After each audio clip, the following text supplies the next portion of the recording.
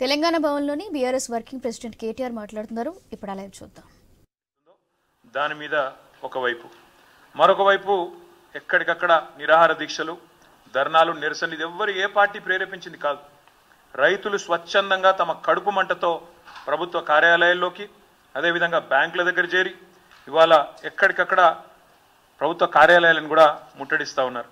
ఇప్పుడు చూడండి, ఇది ఆగని అన్నదాతల నిరసనలు, ఒక ఫుల్ పేజ్ మొత్తంగా ఎక్కడికక్కడ రాష్ట్ర వ్యాప్తంగా రగులుతున్న పరిస్థితి ఇట్లా కనబడుతూ ఉంది. వాస్తవాలు ఇట్లా ఉన్నాయి. 4-5 రోజులుగా ఏ పత్రిక చూసినా, మరి టీవీ చూసినా రుణమాఫీ మీద రగులుతున్న రైతు లోకం, రైతు ఆందోళనలతో అట్టుడుకుతున్న రాష్ట్రం, సీఎం దిష్టిబొమ్మల ఊరేగింపులు, నిరసనలు, ఇవన్నీ కూడా ఒకవైపు కనబడతా ఉన్నాయి. గుండెలు మండి అన్నదాతల ఆందోళన చేస్తుంటే ఇవాళ పోలీస్ కేసులు పెట్టి, అక్రమ అరెస్టులు పెట్టి చేసి వారిని అణిచివేసే ప్రయత్నం చేస్తూ ఉన్నారు. మీరు ఇది చూడాలా దయచేసి అందరూ కూడా. ఆదిలాబాద్ జిల్లాలో తలమడుగు మండలంలో 13 మంది రైతుల మీద, బజార్ హత్నూర్ మండలంలో 4 రైతుల మీద కేసులు పెట్టడమే కాదు, ఇదిగో ఇది ఎఫ్ఐఆర్ కాపీలు. These are the FIR copies. ఈ ఎఫ్ఐఆర్లు పెట్టి, కేసులు పెట్టి వాళ్ళ రైతులను సాయంత్రం దాకా కూర్చోబెట్టి వాళ్ళ మీద జులుం చేసి ఈ రకంగా గంటలు గంటలు వేధించి అటు ఇబ్బంది పెడుతున్నారు. ఏం సెక్షన్లు పెడుతున్నారు ఈ రైతుల మీద? రుణమాఫీ జరగలేదు అని ఆందోళన చేస్తే 7 సంవత్సరాలు శిక్ష పడే విధంగా సెక్షన్ 126, 2 సంవత్సరాలు శిక్ష పడే విధంగా సెక్షన్ 189, 1 సంవత్సరం శిక్ష పడే విధంగా 223. ఇలా చాలా విచిత్రంగా attack on public servants, civil disobedience, ఈ రకమైన కేసులు రైతుల మీద 7 సంవత్సరాలు శిక్ష పడే విధంగా రైతుల మీద కేసులు పెడతా ఉన్నారు. ఇది వాస్తవం, క్షేత్రస్థాయిలో ఉన్న పరిస్థితి. ముఖ్యమంత్రి గారేమో రుణమాఫీ చేసినాం, పాలాభిషేకాలు చేసుకోండి అని ఆయన ఉదరగొడతా ఉన్నాడు. ఇక ఇంకోవైపు వ్యవసాయ మంత్రి గారు 2 లక్షల రుణం అయిపోయింది, తీర్చేసినాం, ఇప్పుడే చూపెట్టాను మీకు ఆయన స్టేట్మెంటు, అయిపోయింది 2 లక్షల రుణమాఫీ అని ఆయన వ్యవసాయ మంత్రి తుమ్మల నాగేశ్వరరావు గారు. కానీ వాస్తవాలు దాచేస్తే దాగవు. ఇవాళ మంత్రులకు, ముఖ్యమంత్రికి ఒక శృతి లేదు, సయోధ్య లేదు, సంయమనం అంతకంటే లేదు. దానికి ఒక చిన్న ఉదాహరణ ఇప్పుడు నేను మీకు చూపెడతాను. ఒకసారి ఆ వీడియో ప్లే చేయాలమ్మా. తిరగకంటే ముందే తెలంగాణ రాష్ట్రంలో ఉన్న లక్షలాది మంది రైతాంగానికి 2 లక్షల రూపాయల రుణమాఫీ, 31,000 కోట్ల రూపాయలను వారికి రుణ విముక్తులను చేసి బ్యాంకుల నుంచి వాళ్లకు స్వేచ్ఛను ప్రసాదించి నా తెలంగాణ రైతాంగం ఈనాడు తెలంగాణ రాష్ట్రంలో రుణ విముక్తులై స్వేచ్ఛా వాయువులు పీల్చుకునే విధంగా ఈనాడు కాంగ్రెస్ పార్టీ నిర్ణయం తీసుకున్నది. మిత్రులారా, కొన్ని ఏదైతే సాంకేతిక కారణాల వల్ల రుణమాఫీ జరగలేదు, వాళ్ళకి 100% మేము రుణమాఫీ 2 లక్షల రూపాయల వరకు చేస్తామని చెప్పి మనం హామీ ఇస్తున్నాం. మీ అకౌంట్లలో, మీ పేర్లలో వివిధ కారణాల చేత అర్హులైన రైతులకి తప్పకుండా మిగిలిన 12,000 కోట్లను కూడా మీ ఖాతాలకి రాబోయే రోజుల్లో ఈ ప్రభుత్వం చిత్తశుద్ధితో ఇవ్వటానికి ఉన్నది అని కూడా మరొక్కసారి మీకు గుర్తు చేస్తున్నాను. But his statistics is saying that so far only 7,500 crores only have been renewed and given to the farmers. So I request మీరు దాదాపుగా ముఖ్యమంత్రి గారు మాట్లాడిన మాట ఇప్పుడే నేను చూపెట్టిన వ్యవసాయ మంత్రి తీయండి. వ్యవసాయ మంత్రి గారేమో 2 లక్షల రుణమాఫీ అయిపోయింది అని ఈ డాంబికాలు వ్యవసాయ మంత్రి. ముఖ్యమంత్రి అదే ఖమ్మం జిల్లాలో మీటింగ్ పెట్టి 2 లక్షలు ఇచ్చేసినాం, అయిపోయింది, 31,000 కోట్లు ఖతమైపోయింది, మీ అకౌంట్లో పడ్డాయి, ఇక మీరు సంబరాలు చేయండి, ఏట్లో దుంకండి ప్రతిపక్ష నాయకులు అని ముఖ్యమంత్రి. మరి ఇప్పుడే ఇంకా 3 మంత్రులు మాట్లాడినారు ఉప ముఖ్యమంత్రి గారితో సహా. బట్టి గారు ఏమన్నారు? ఆయన చెప్పిన లెక్కలింటే, బట్టి గారు చెప్పిన లెక్కలింటే రుణమాఫీ వట్టిదే అని స్పష్టంగా అర్థమైంది. రుణమాఫీ వట్టిదే, జరగనే లేదు అనే మాట స్పష్టంగా అర్థమైంది. ఉత్తమ్ కుమార్ రెడ్డి గారు చెప్పారు సాంకేతిక కారణాల వల్ల. సాంకేతిక కారణాలు ఏమి లేవు. మీరు ఎట్లా తప్పించుకుందామా అని చెప్పి ఆంక్షలు కొర్రీలు పెట్టి ఎట్లా ఎగరగొడదామా పేర్లు అని చెప్పి చేసిన దిక్కుమాలిన దివాలా కోరు రాజకీయం తప్ప ఇందులో సాంకేతికం లేదు, మన్ను లేదు. అది వారు చెప్తా ఉన్నారు, జరగలేదు, the loan waiver is not completed అని స్పష్టంగా ఉత్తమ్ కుమార్ రెడ్డి గారు చెప్తున్నారు. బట్టి గారేమో ఓన్లీ 7,500 crores రైతుల ఖాతాల్లో పడ్డాయని బట్టి గారే స్వయంగా బ్యాంకర్స్ మీటింగ్లో చెప్తున్నారు. పొంగులేటి శ్రీనివాసరెడ్డి గారు చెప్తున్నారు ఇంకా కాలేదు, 12,000 కోట్లు ఇవ్వాల్సి ఉంది, ఇస్తాము, ఎప్పటి లోపల ఇస్తామో ఆయనకు కూడా తెలియదు, ఏం తెలియదు, కానీ ఇస్తాము అని ఆయన ఉదరగొట్టడం. అసలు ఈ ప్రభుత్వం నడిపే వాళ్ళకి రుణమాఫీ విషయంలో స్పష్టత ఉందా లేదా, ఇచ్చింది ఒప్పుకుంది ఎంత అనే విషయం అసలు వీళ్ళకి తెలుసా తెలియదా? ఎందుకంటే చూస్తుంటే చీఫ్ మినిస్టర్, ఆయన డిప్యూటీ చీఫ్ మినిస్టర్, ఆయన కింద ఉండే మంత్రులు ఒకరికొకరికి సయోధ్య కానీ శృతి కానీ ఉన్నట్టు లేదు, ఇది స్పష్టం. మొత్తంగా వీళ్ళందరి డొల్ల మాటలు వింటే అర్థమైంది ఏంటంటే రుణమాఫీ సగం కాదు పావులా కూడా కాలేదు, కానీ మోసం మాత్రం పూర్తిగా జరిగింది, రైతులకు వంచన మాత్రం 100% జరిగింది. మాఫీ 20%, 30%, ధోకా 100%. ఇందులో ఏం డౌటే లేదు. ఇవాళ మళ్ళొక్కసారి వీళ్ళ దివాలా కోరు మాటలతో తేలిపోయింది. పెద్ద పెద్ద హోర్డింగ్లు పెట్టారు ఊరంతా, రైతు స్వరాజ్యం అంటూ ఫ్రంట్ పేజీలో యాడ్స్, పెద్ద పెద్ద హోర్డింగులు. ఇది రైతు స్వరాజ్యం కాదు, రైతును ఏడిపిస్తున్న రాజ్యం, రైతును మోసం చేస్తున్న రాజ్యం అని మేము అంటా ఉన్నాం. అందుకే ఈ ముఖ్యమంత్రి, ఈయన మంత్రివర్గ సహచరులు, ఈయన ప్రభుత్వం చేస్తున్న మోసానికి వ్యతిరేకంగా రేపు బీఆర్ఎస్ పార్టీ ఆధ్వర్యంలో అన్ని మండల కేంద్రాలలో రేపు రైతులను కూడగట్టుకొని మా పార్టీ కార్యకర్తలు మేమందరం కూడా ధర్నాలకు పిలుపునిచ్చినాం. నేను ముందుగా ఈ ధర్నాకి పోయే ముందు మా నాయకులకు నేను విజ్ఞప్తి చేస్తా ఉన్నాను, మీరు నిరసనలకు శ్రీకారం చుట్టే ముందు నిన్న ముఖ్యమంత్రి మాట్లాడిన చిల్లర మాటలు, ఆయన అవాకులు చెవాకులు కారు కూతలు ఏదైతే దిగజారిన బజారు భాష వాడిండో తెలంగాణ తల్లిని ఉద్దేశించి, తెలంగాణ తల్లి విగ్రహం పెట్టాలని మనం అడిగితే ఆయన ఏదైతే ఒక బజారు భాష వాడినాడో దానికి నిరసనగా రేపు ఎక్కడికక్కడ మీరు ధర్నాకి ఉపక్రమించే ముందు తెలంగాణ తల్లి విగ్రహం ఉంటే ఆ విగ్రహానికి పాలాభిషేకం చేయండి, నిరసనలో కూర్చోండి. ఒకవేళ అక్కడ విగ్రహం లేకపోతే మీ మండల కేంద్రాల్లో తప్పకుండా ఒక ఫ్లెక్సీ అన్న పెట్టి తెలంగాణ తల్లిది, ఆ తల్లికి పాలాభిషేకం చేసి ఈ మూర్ఖుడిని క్షమించమని కోరి దయచేసి నిరసనలకు ఉపక్రమించమని చెప్పి మా నాయకులకు మా కార్యకర్తలకు నేను విజ్ఞప్తి చేస్తా ఉన్నా. మా డిమాండ్ ఒకటే, ఈ డ్రామాలు నడవవు. ఏదైతే మాటల గారడితో ఈరోజు రైతులను మోసం చేసే ప్రయత్నం చేస్తా ఉన్నారో ఇది నడవదు. బీఆర్ఎస్ ఉన్నంత కాలం మేము భారత రాష్ట్ర సమితి మాత్రమే కాదు, భారత రైతు సమితి కూడా తప్పకుండా రైతుల పక్షాన మేము తప్పకుండా ఒకటే డిమాండ్ పెడతా ఉన్నాం, ఏ ఆంక్షలు లేకుండా రుణమాఫీ చేయాలి. అది ఎప్పటి లోపల చేస్తారో డేట్ కూడా చెప్పాలి. ఎందుకంటే ఇప్పటికే 2 సార్లు తప్పిన మీరు. December 9 అన్నారు, మాట తప్పారు. 15 ఆగస్టు అన్నారు, మాట తప్పారు. మీ డిప్యూటీ సీఎంఏ చెప్తా ఉన్నాడు 7,500 కోట్లు మాత్రమే రైతుల ఖాతాల్లో పడ్డాయని డిప్యూటీ సీఎం ఫైనాన్స్ మినిస్టరే స్వయంగా ఒప్పుకున్న పరిస్థితి, కన్ఫెషన్ స్టేట్మెంట్ ఇచ్చిన పరిస్థితి. కాబట్టి ఎప్పటి లోపల మీరు రుణమాఫీ పూర్తిగా చేస్తారు, ఎప్పటి లోపల మీరు ఈ ప్రాసెస్ కంప్లీట్ చేస్తారు, ఆంక్షలు లేకుండా. ఈ మాట ఎందుకంటా ఉన్నా అంటే మేము ప్రభుత్వంలో ఉన్ననాడు మేము రైతుల పట్ల మా ఆలోచన విధానం ఒకటే, కొత్తగా ఏర్పడ్డ రాష్ట్రంలో వ్యవసాయంలో సంక్షోభం ఉండొద్దు. తెలంగాణ రైతులు దశాబ్దాల పాటు కోరుకున్నది తెలంగాణ వస్తే మా బతుకు బాగుపడుతుందని కోరుకున్నారు. వ్యవసాయ స్థిరీకరణ జరగాలి, వ్యవసాయం స్థిరంగా మారాలి, దృఢంగా మారాలి, బలోపేతం కావాలి, రైతు కుటుంబం సంతోషంగా ఉండాలనే ఉద్దేశంతో ఒకటి కాదు చాలా నిర్ణయాలు తీసుకున్నాం. నీటి తీరువ మొత్తం రద్దు చేసినాం, నీళ్లు పుష్కలంగా ఇచ్చాం. అది చెరువులు కావచ్చు, చెక్ డ్యామ్లు కావచ్చు, చిన్న చిన్న కుంటలు కావచ్చు, భూగర్భ జలాలను పైకి తెచ్చే ప్రయత్నం కావచ్చు, మేజర్ రిజర్వాయర్లు కావచ్చు, మేజర్ ప్రాజెక్టులు కావచ్చు, సమాంతరంగా ఏకకాలంలో ఇట్లాంటి కార్యక్రమాలు చేశాం. రైతుకు పెట్టుబడి ఇచ్చినాం. 72,000 కోట్ల రూపాయల పెట్టుబడి రైతుకు అందించిన మొట్టమొదటి ప్రభుత్వం స్వతంత్ర భారతదేశ చరిత్రలో రైతు బంధు పథకం ద్వారా కేసీఆర్ గారి ప్రభుత్వం. అదేవిధంగా 2 దఫాలుగా రుణమాఫీ చేశాం. 9.5 ఏళ్లలో దాదాపు 30,000 కోట్ల రూపాయల రుణం కూడా మాఫీ చేసినాం. అదే మాదిరిగా రైతులకు సకాలంలో విత్తనాలు ఇచ్చినాం.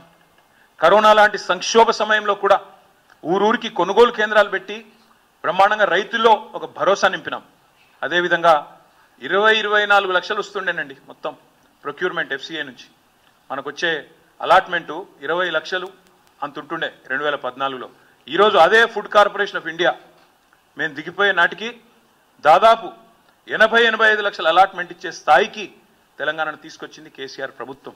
మేము చెప్పడం కాదు, NCRB డేటా ప్రకారం, national crime records bureau data ప్రకారం భారతదేశంలోనే సూసైడ్స్, రైతుల ఆత్మహత్యలు ఎక్కడ తగ్గినాయి అంటే తెలంగాణ అని చెప్పి పార్లమెంట్లో కేంద్ర ప్రభుత్వమే స్వయంగా చెప్పిన పరిస్థితి, పత్రికలు రాసిన పరిస్థితి. This is what we have done. రైతుకి ఏం చేసిండు కేసీఆర్ అంటే, 10 ఏళ్లలో భరోసా నింపిండు, వ్యవసాయ విస్తరణ చేసిండు, మొత్తంగా రైతుకు పెట్టుబడి ఇచ్చి, కడుపు నిండా కరెంట్ ఇచ్చి, ఫ్రీగా నీళ్ళు ఇచ్చి, నీటి తీరువా రద్దు చేసి, భూమి శిస్తు రద్దు చేసి, ఇవన్నీ కూడా తీసేసి రైతులో ఒక భరోసా నింపి, చెరువులు, కుంటలు ఎప్పటికప్పుడు నింపేది మేము. ఒక పద్ధతి ప్రకారం, ఒక వ్యూహం ప్రకారం వ్యవసాయ స్థిరీకరణ వైపు మరి ముందుకు పోయినాం. కాబట్టే ఇలా తెలంగాణ రైతు మేము దిగిపోయినాడు బాగుండే. కానీ మీరు ఏం చేస్తున్నారు ఈరోజు? ఆంక్షలతో మీరు ఒక్క మాట అంటా ఉన్నారు, వ్యవసాయ స్థిరీకరణ చేసే క్రమంలో మేము చూడలేదు. రైతు పెద్దవాడా, చిన్నవాడా, రైతు ఉద్యోగ, ఐటీ పేయ్యా, మేము చూడలేదు అవన్నీ. తెలంగాణ రైతు ఎవరైనా రైతే. ఎందుకంటే రైతు కింద మళ్ళీ రైతు కూలీలు ఉంటారు. ఆయన చుట్టూ ఆధారపడ్డ ఒక ఈకో సిస్టమ్ ఉంటుంది. వాళ్ళందరూ బాగుండాలంటే చిన్న పెద్ద అని కటింగ్లు పెట్టాలి, కొర్రీలు పెట్టాలి, ఆంక్షలు పెట్టాలని మేము చూడకుండా రైతును రైతుగా చూసి వ్యవసాయ స్థిరీకరణనే లక్ష్యంగా మేము ముందుకు పోయినాం. కాబట్టే తెలంగాణ ఈరోజు పంజాబ్ను, హర్యానాను తలదన్ని వ్యవసాయంలో, వరిధాన్యం ఉత్పత్తిలో భారతదేశంలో అగ్రభాగం ఉన్నది. కానీ మీరు ఇవాళ పూటకో మాట, రోజుకొక కొత్త ఆంక్ష. మీ మంత్రివర్గ సహచరులే చెప్తున్నారు కదా, ముఖ్యమంత్రి అసలు 100% రుణమాఫీ కాలేదు, ఇది బోగస్ అని చెప్తున్నారు. ఒకరోజేమో విచిత్రమైన మాటలు. మీకు ఒక చిన్న ఎగ్జాంపుల్ చెప్తాను. ఎన్ని విచిత్రమైన మాటలు అంటే, 14 మందికి రుణమాఫీ కాలేదని ఒకరోజు అంటారు, 30 లక్షల మందికి కాలేదని రైతులు చెప్తా ఉన్నారు. అందుకే మేము క్షేత్రస్థాయిలో కూడా పరిశీలనకు పోయినాం. లాస్ట్ ప్రెస్ మీటింగ్లో మీకు చెప్పాను, కొడంగల్ నుంచే ప్రారంభిస్తామని చెప్పాను. నేను కొడంగల్ డేటా మొత్తం తెచ్చిన. కొడంగల్లో ఒక మండలి చెప్తాను, మీరు కూడా బోర్ కావద్దు, మొత్తం డేటా ఇస్తా చూసుకోండి. కోస్గి అని ఒక మండలం ఉంటుంది. ఇప్పుడు అందులోకెళ్ళి ఇంకో మండలం కూడా ఏర్పాటు చేసింది, కోస్గి ఉమ్మడి మండలం. గుండుమాల్ మండలని ఇంకోటి అందులోనే మా ప్రభుత్వం ఉన్నప్పుడే ఏర్పాటు చేసినాం. కోస్గి అనే మండలం ఒక ఎగ్జాంపుల్ చెప్తాను నేను మీకు, దాన్ని బట్టి మీరు అర్థం చేసుకోవచ్చు. ముఖ్యమంత్రి సొంత నియోజకవర్గం పరిస్థితి. కోస్గి ఉమ్మడి మండలంలో మొత్తం 4 బ్యాంకులు ఉన్నాయండి. 5. 2 SBI బ్రాంచ్లు ఉన్నాయి, 2 తెలంగాణ గ్రామీణ వికాస బ్యాంకులు ఉన్నాయి, అదేవిధంగా 1 Mahabubnagar DCC bank single window. మొత్తం 5 బ్యాంకులు. ఈ 5 బ్యాంకుల్లో మొత్తం కలిపి ఉన్న ఖాతాలు ఎంత అంటే 20,239. 20,239. 3 విడతలుగా ముఖ్యమంత్రి నియోజకవర్గంలో ఈ కోస్గి మండలంలో ఇప్పటివరకు ఎంతమందికి రుణమాఫీ అయింది అంటే, అది కూడా పాక్షికంగానే అయింది, మొత్తం కాలే. 8,527 మందికి మాత్రమే అయింది. 3 విడతలుగా. ఏదైతే ముఖ్యమంత్రి ఉదరగొడుతుండో ప్రచారం 100% అయిపోయింది, ఓడిచిపోయింది, ఇక పాలాభిషేకాలు, వెంటనే నాకు విగ్రహాలు పెట్టండి అని చెప్పి ఏదైతే మాట్లాడుతున్నాడో, మొత్తం జరిగింది ఎంత అంటే ముఖ్యమంత్రి సొంత నియోజకవర్గం కొడంగల్లోని కోస్గి మండలంలో 20,239 మందికి గాను 8,527 మందికి మాత్రమే అయింది. సరే, కొంతమందికి డౌట్లు ఎక్కువ కాబట్టి నేను పేర్లు కూడా చదివి వినిపిస్తాను. కోస్గి మండలం భక్తిమల్ల అనే గ్రామంలో 988 మంది రైతులు, బుజ్జారం గ్రామంలో 579, మీర్జాపూర్లో 641, ఆమ్లికుంటలో 528. ఇట్లా మొత్తం 26 గ్రామాలలో 20,239 మంది రైతులు. మా డేటా ఇక మొత్తం ఇక్కడ ఉంది, మీకు ఇస్తాను. రైతుల పేర్లు, వాళ్ళ అకౌంట్ నెంబర్లు. ఇది ఒక్క కొడంగల్, ఒక్క కోస్గి, నాట్ కొడంగల్, ఇది ఒక్క కోస్గి, ఒక్క మండల్ కథ. ఇదే కథ, ఇది ముఖ్యమంత్రి నియోజకవర్గం కాబట్టి కొద్దిగా ఎక్కువ చేసినాము. ఇంకా ఇంతకంటే వరస్ట్గా ఇవాళ ప్రతి ఊరిలో, ప్రతి మండలంలో పరిస్థితి, వాస్తవ పరిస్థితి ఉన్నది. ఇంకొక మాట కూడా మీకు చెప్తాను. వీళ్ళు ఎంత మోసగాళ్ళు, ఎంత దుర్మార్గులు వీళ్ళని చెప్పడానికి ఈ మాట చెప్తా ఉన్నాను. వీళ్ళు చెప్తారు, రేషన్ కార్డు మీద ఒకవేళ ఇద్దరో ముగ్గురో ఉంటే కుటుంబంలో ఒకళ్ళకి చేసిన మొదలని చెప్పిండ్రు. ఇగో ఇది కూడా ముఖ్యమంత్రి నియోజకవర్గం, ఆయన కాన్స్టిట్యున్సీ. మా నరేందర్ అన్న, మా రామకృష్ణ, ఎక్స్ఎమ్మెల్యే నరేందర్ రెడ్డి గారు, మా సోదరుడు మాజీ గ్రంథాలయ సంస్థ చైర్మన్ రామకృష్ణ గారు వివరాలన్నీ కూడా తెచ్చిచ్చినారు. ఎస్బీఐ బొమ్మరాజ్పేట్, ఇది కూడా కొడంగల్ కాన్స్టిట్యున్సీ. ఇక 4 పేర్లు చెప్తాను. ఈ ఊరు పేరు ఎరుపుమల్ల, మండలం బొమ్మరాజ్పేట్, కాన్స్టిట్యున్సీ కొడంగల్. ఇక్కడ ఒక కుటుంబం ఉందండి, కోట యాదగిరి గారి కుటుంబం. ఆయన కుటుంబంలో 4 కుటుంబ సభ్యులు ఉన్నారు.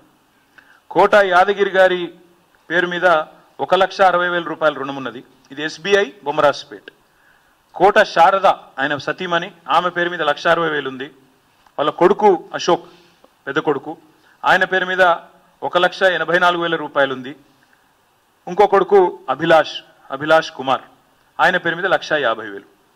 అకౌంట్ నెంబర్లతో సహా నేను ఇస్తాను మీకు. ఒక కుటుంబంలో ఒకవేళ ఇద్దరో ముగ్గురో ఉంటే మొదలు ఒకరికి మాఫీ చేస్తాం, తర్వాత మిగతా వాళ్ళకి చేస్తామని మీరే చెప్పినారు. ఇది ముఖ్యమంత్రి నియోజకవర్గం, ఎరుపుమల్ల అనే గ్రామం, ఎస్బీఐ బొమ్మరాజ్పేట్, కోట యాదగిరి గారి కుటుంబం. కావాలంటే మీడియా కూడా పోయి విచారించుకోవచ్చు, వాళ్ళ అకౌంట్ నెంబర్లతో సహా ఇక్కడ ఉంది. ఇది మొత్తం కొడంగల్, ఇది ఒక మండలం చరిత్ర. ఇది బొమ్మరాజ్పేట మండలంలో ఒక రైతు కుటుంబం యొక్క వ్యవహారం. వాస్తవాలు ఇట్లా ఉన్నాయి. వీళ్ళ డైలాగులు, బిల్డప్ ఏమో ఇట్లా ఉంది. అందుకే మేము ఈ ప్రభుత్వాన్ని డిమాండ్ చేసేదల్లా ఒకటే, పాస్బుక్లో పేరు చక్కగా లేవని, లేదా ఉద్యోగులని, ఇవన్నీ ముందు చెప్పలేదు కదా మీరు. ఉద్యోగులకు ఇవ్వమని చెప్పారా మీరు ముందు? ఉపాధ్యాయులు, ఉద్యోగులు ఇవాళ మాకు మెసేజ్ పంపుతా ఉన్నారు, అన్న మా గ్రూపులలో చర్చ జరుగుతున్నది, చాలా మోసం ఇది, ఉద్యోగులను మోసం చేసిండు, ఉపాధ్యాయులను మోసం చేసిండు, ముందు చెప్తే బాగుండు కదా అని చెప్తూ ఒక ఉద్యోగ మిత్రుడు నాకు ఫోన్ కూడా చేసి మాట్లాడినాడు. ఆయన అన్న మాట, అన్న మరి రుణమాఫీకే ఇన్ని కథలు పడుతుండు, మరి రేపు రైతు బంధు కథ కూడా గింతేనా, అందులో కూడా కోసి పారేసుడేనా అందరినీ అడుగుతాడు. నేను పక్కా చెప్తున్నా, ఈ పచ్చి మోసగాళ్ల ప్రభుత్వం ఇది, దగా ప్రభుత్వం. 49,000 కోట్లకెళ్ళి కథ మొదలైంది, ఇలా 7,500 కాడ ముగిసింది. 49,000 కోట్లు అన్నారు డిసెంబర్లో మీరే, ఇవాళ 7,500 అంటే 7వ వంతు, 1/7 ఇంత మోసం. అందుకే నేను అనేది, డిసెంబర్లో 49,000 కోట్ల రుణాలు ఉన్నాయి, వ్యవసాయ రుణాలని చెప్పింది మీరా కాదా? ప్రభుత్వం చెప్పాలా. 49,000 కోట్ల రుణాలు ఉన్నాయని చెప్పిన మాట వాస్తవమా కాదా? రైతుల ఖాతాల్లో 7,500 మాత్రమే పడ్డాయని చెప్పింది కూడా మీరా కాదా? చెప్పాలా ఈ ప్రభుత్వం. అదేవిధంగా నాకైతే డౌట్ వస్తూ ఉంది వీళ్ళ వ్యవహారం చూస్తూ ఉంటే. చచ్చినోడి పెళ్లికి వచ్చిందే కట్నం అన్నట్టు 7,500కే ముగించే చక్కర్లో ఉన్నట్టున్నారు వీళ్ళు చూస్తుంటే. 7,500కే పరిసమాప్తం చేయాలి. ఇక మనం చేసిన కాడికి అభిషేకాలు చేయించుకున్నాం, పాలాభిషేకాలు, ఇది కథ బంద్ చేస్తే ఒడిచిపోతుందని మీరు అనుకుంటున్నారు. కానీ రైతుల తరఫున కొట్లాడడానికి బీఆర్ఎస్ పార్టీ ఉన్నది. తప్పకుండా ఈ కోతల రాయుడి ప్రభుత్వం ఏదైతే ఉందో, ఏవైతే కోతలు పెట్టుకుంటూ వస్తున్నారో చాలా జాగ్రత్త కోతలు పెడుతున్నారు. మీరు చూడండి, డిసెంబర్లో 49,000 కోట్లట, జనవరి వచ్చే వరకు అందులోకి 9,000 కోట్లు ఎగిరిపోయినాయి. ముఖ్యమంత్రి స్వయంగా చెప్తాడు, నేను కడుపు కట్టుకుంటే ఒక్క సంవత్సరం చాలు 40,000 కోట్లు ఇచ్చేస్తా. ఇది ముఖ్యమంత్రి మాట. అంటే 9,000 కోట్లు ఎగిరిపోయినాయి. మళ్ళీ తర్వాత పార్లమెంట్ ఎలక్షన్లు అయిపోయినాయి, డబ్బల ఓట్లు పడ్డాయి, మళ్ళా గొంతు మారింది. మళ్ళీ ఏమంటారు, క్యాబినెట్లో 31,000 కోట్లు చాలు, మళ్ళీ 9,000 కోట్లు ఎగిరిపోయింది. క్యాబినెట్లో 31,000 కోట్లు. తెల్లారి బడ్జెట్ పెట్టారు జూలై లాస్ట్ వీక్లో, అందులో 26,000 కోట్లే, 5,000 కోట్లు ఎగిరిపోయింది. మొన్న ఏం చెప్పినారు, 15th ఆగస్ట్కి 17,900 కోట్లు ఇచ్చినామన్నారు. అప్పుడు ఎంత ఎగిరిపోయింది? 26లో 8,000 కోట్లు ఎగిరిపోయింది. మళ్ళీ నిన్న బట్టి గారు సావు కబురు చల్లగా చెప్పిండ్రు, 17,900 కోట్లు ఎక్కడిది, ఇచ్చింది 7,500, 10,000 కోట్లు ఎగిరిపోయింది. ఎక్కడ 49, ఎక్కడ 40, ఎక్కడ 31, ఎక్కడ 26, ఎక్కడ మళ్ళీ 17,900, ఎక్కడ 7,500. ఇగో ఇది వీళ్ళ మోసాల పరంపర, వీళ్ళ కోతలు. అందుకే ఈ కోతల రాయుళ్ల ప్రభుత్వాన్ని తప్పకుండా తూర్పారబడతాం, రైతుల తరపున ఖచ్చితంగా ఎండగడతాం. ఎవరైనా చీటింగ్ చేస్తే మనని వ్యక్తులుగా మనం పోయి పోలీస్ స్టేషన్లో చీటింగ్ కేసు పెడతాం. మరి లక్షలాది మంది రైతులను చీటింగ్ చేసిన ఈ ప్రభుత్వాన్ని ఏం చేయాలి? చీటింగ్ కేసు పెట్టాలా? ఏం చేయాలి? లక్షలాది మంది రైతులు ఆలోచించాలని చెప్పి నేను కోరుతా ఉన్నాను. 4 కోట్ల మంది తెలంగాణ ప్రజల సాక్షిగా చెప్పేది, ఈ 70 లక్షల మంది రైతులను ఖచ్చితంగా ఈ ముఖ్యమంత్రి వెన్నుపోటు పొడిచిండు, మాయ మాటలతోని మభ్యపెట్టి తడిగుడ్డతో గొంతు కోసిండు. 100% నిజంగానే నువ్వు చెప్పినట్టు రుణమాఫీ చేసుంటే ఎందుకు తెలంగాణ ఇవాళ రైతుల నిరసనలతో అట్టుడుకుతా ఉంది. ఇక రైతుల నిరసనలు పెరిగంగానే ముఖ్యమంత్రి గారికి ఒక టాక్టిక్ అలవాటైంది బాగా, అటెన్షన్ డైవర్షన్ టాక్టిక్. ఏదో ఒకటి చిల్లర భాష మాట్లాడాలి, బజారు భాష మాట్లాడాలి, మాట్లాడి దాని వైపు దృష్టి మలచాలి. దరిద్రం ఏంటంటే ఆయన బూతులు మాట్లాడతాడు, నికృష్టంగా మాట్లాడతాడు, దాన్ని రాసేవాళ్ళు ఉన్నారు, చూపెట్టేవాళ్ళు ఇంకా అదో పైశాచిక ఆనందం. కేసీఆర్ని తిట్టంగానే చూపెట్టి సంబరపడే కొన్ని మీడియా సంస్థలు, కొన్ని అందరిని అంటలేను, అదో రోగం ఉంది ఇక్కడ ఈ రాష్ట్రంలో. ఎందుకంటే వాళ్ళకి తెలంగాణ ఇష్టం లేదు, తెలంగాణ అస్తిత్వం ఇష్టం లేదు. కాబట్టి సహజంగా కేసీఆర్ని తిడితే సంకలు గుద్దుకుంటూ అరే బాగా తిట్టిండు అని సంబరపడే కొంతమంది సన్నాసులు ఎవరైతే ఉన్నారో వాళ్ళకి నేను చెప్తా ఉన్నా, మేము అటెన్షన్ డైవర్ట్ కాం, మేము బరాబర్ రైతులతోనే ఉంటాం. ఆయన ఎన్ని చిల్లర మాటలు మాట్లాడినా, ఎంత బజారు భాష మాట్లాడినా, తన వికృత స్వరూపాన్ని ఎంత బయట పెట్టుకున్నా మేము మాత్రం రైతుల కోసమే రణం చేస్తాం, రైతులతోనే ఉంటాం. మేము ఖచ్చితంగా ఎంబడబడతాం. ఇవాళ ఒకటి కాదు మోసం, చూడండి ఒకసారి. రైతు భరోసా పెంచుతా అన్నాడు, ఎగ్గొట్టిండు. రుణమాఫీ అన్నాడు, మోసం చేసిండు. బోనస్ అన్నాడు, బోగస్ అయిపోయింది. కానీ వదిలిపెట్టం, ఇచ్చేదాకా ఎంబడబడతాం. రైతులకు కరెంట్ అన్నాడు, 24 గంటల కరెంట్ అన్నాడు, ఎక్కడుందో మాకే తెలియదు. అందుకే ఈ రైతు ద్రోహి ప్రభుత్వాన్ని వదిలిపెట్టకుండా వెంటాడుతాం, వేటాడుతామని చెప్పి విజ్ఞప్తి చేస్తా ఉన్నా. అందుకే రేపటి నుంచి మా పోరాటం రేపు మొదట అడిగే డెడ్ లైన్లు మారుస్తూ ఉన్నారు, హెడ్ లైన్లను మేనేజ్ చేస్తూ ఉన్నారు. మాకు అర్థమవుతా ఉంది, రైతులకు కూడా అర్థమవుతా ఉంది. హెడ్ లైన్ మేనేజ్మెంట్, ఆస్ట్రేలియా పర్యటనలు మేము కూడా చూస్తున్నాం, రైతులు కూడా చూస్తూ ఉన్నారు. కాబట్టే నేను చెప్పేది, ఖచ్చితంగా ఈ ప్రభుత్వం ఏదైతే తేదీ చెప్పిందో 15 ఆగస్టు అని